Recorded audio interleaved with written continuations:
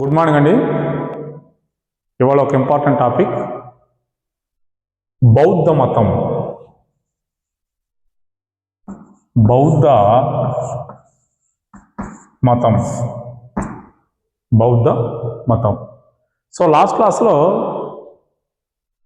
జైన మతం గురించి చెప్పుకున్నాం మనం. జైన మత సిద్ధాంతాలు, సమావేశాలు, అంగాలు, తీర్థంకర్ల గురించి. ఈ బౌద్ధ జైన మతాలు రెండు ఒకేసారి వచ్చినవి. ఇందులో సిద్ధాంతాలు రెండు ఒకటే. జైన మతంలో కీలకమైన వ్యక్తి వర్ధమాన మహావీరుడు, బౌద్ధ మతంలో కీలకమైన వ్యక్తి గౌతమ బుద్ధుడు. వీళ్ళ ఐడియాలజీ, వీళ్ళ సిద్ధాంతం రెండు ఒకటే. కానీ వీళ్ళు అనుసరించిన విధానాల వల్ల జైన మతం భారతదేశానికే పరిమితం అయిపోయింది. కానీ బౌద్ధ మతం భారతదేశం ఎల్లలు దాటి ప్రపంచ దేశాలకు వెళ్ళింది.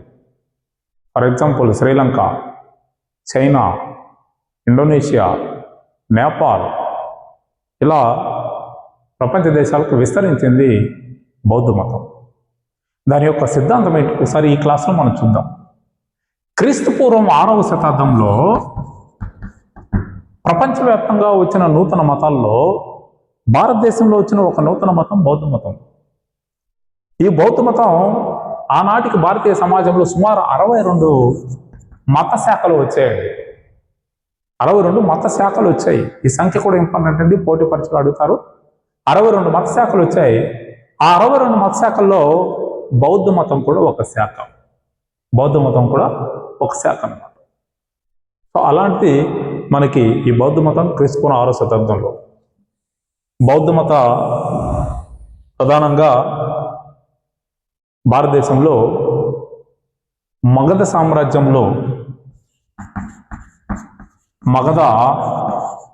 సామ్రాజ్యంలో మనకు ప్రారంభమవుతే ఎక్కువగా దీని అభివృద్ధి కోసల రాజ్యంలో జరిగింది.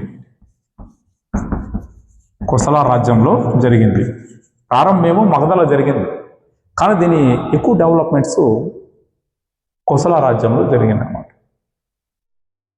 అందుకే బౌద్ధ మత సిద్ధాంతం యొక్క ప్రధాన అంశాలు ఏంటి,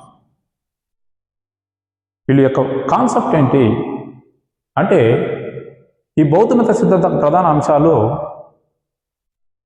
బ్రాహ్మణ ఆధిక్యతను ఖండించడం, బ్రాహ్మణ ఆధిక్యాన్ని ఖండించడం నెంబర్ 1. నెంబర్ 2, యజ్ఞయాగాలని ఖండించడం. యజ్ఞ యాగాలు ఖండించడం. నెంబర్ 3, జంతుబలి నిషేధం.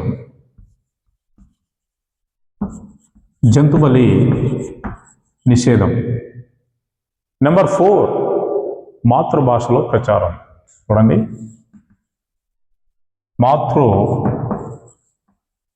మాతృభాషలో ప్రచారం. నెంబర్ 5, జైన మతం లాగా అత్యంత కఠినమైన నియమాలు పాటించకపోవడం. చూడండి, వెరీ ఇంపార్టెంట్.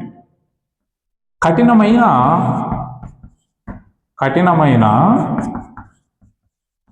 నియమాలు పాటించలేదు. అందుకనే బౌద్ధ మతం భారతదేశమే కాక భారతదేశ సరిహద్దులు దాటి బయట వెళ్ళడం అనేది మనకు బాగా కనిపిస్తుంటుంది. సో ఇందులో బౌద్ధ మత సిద్ధాంతాల గురించి చెప్పుకునే ముందు స్థాపకుడు ఎవరు, ఎక్కడి నుంచి వచ్చారు, ఆయన లైఫ్ గురించి ఒకసారి మనం చూద్దామండి. సో బౌద్ధ మత స్థాపకుడు సిద్ధార్థుడు.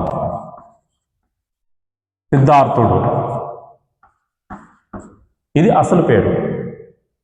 ఇతను ఏమని పిలుస్తానంటే బుద్ధుడు. ఇది ఇతని పేరు. బుద్ధుడు అంటే జ్ఞాని, అత్యంత తెలివి కలిగి. మరి గౌతమ బుద్ధుడు అని ఎలా వచ్చింది అంటే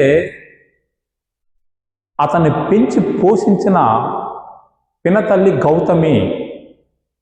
బాగా గుర్తుపెట్టుకోవాలండి, అతన్ని పెంచి పోషించిన పినతల్లి గౌతమి, ఆమె పేరుతో గౌతమ బుద్ధుడు.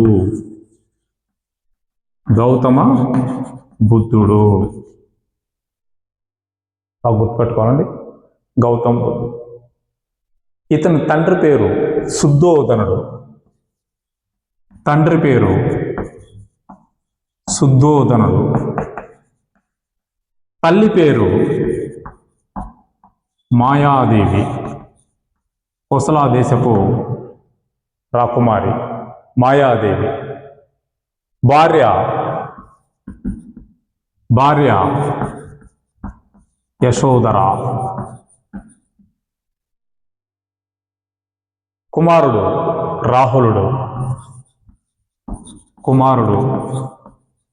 రాహులుడు. వాళ్ళ కజిన్ బ్రదర్ దేవల దత్త, తమ్ముడు అనుకోవాలండి, తమ్ముడు దేవల దత్త. గుర్రం పేరు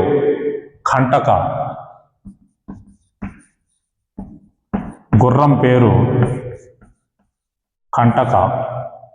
రథసారథి పేరు చెన్నడు.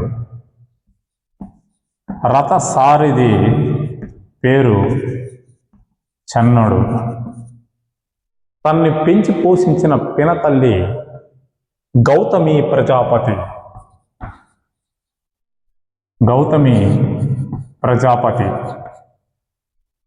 తన్ని పెంచి పోషించిన పినతల్లి గౌతమి ప్రజాపతి.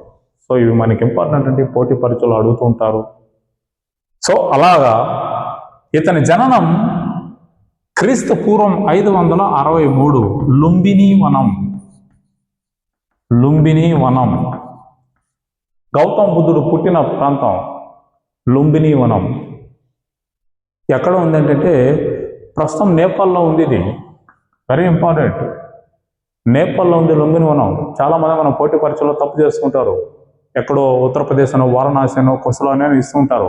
నేపాల్ లుంబిని వనం నేపాల్లో ఉంది. 563. ఇతని మరణం 483 BC. కుషినగరం.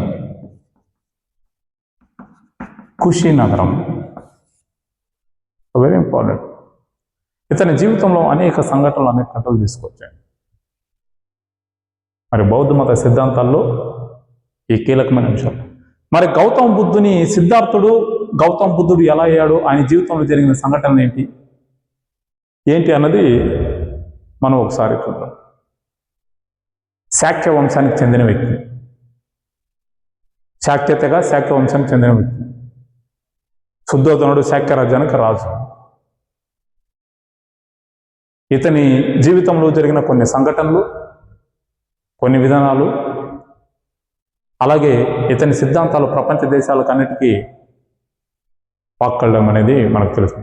మరి ఇతని గురించి తెలుసుకోవడానికి గల ప్రధాన ఆధారాలు ఏంటంటే శ్రీలంకకు చెందిన దీపవంశ మహావంశ అనే గ్రంథాలు వెరీ ఇంపార్టెంట్ గౌతమ బుద్ధుని జీవిత విషయాల గురించి మనం తెలుసుకోవడానికి. సో ఇవంటే ఒక బ్రీఫ్ క్లాసు గౌతమ బుద్ధుని గురించి. నెక్స్ట్ క్లాస్లో గౌతమ బుద్ధుని జీవితంలో జరిగిన సంఘటనలు, సమావేశాల గురించి చర్చించుకుంటాం. Thank you.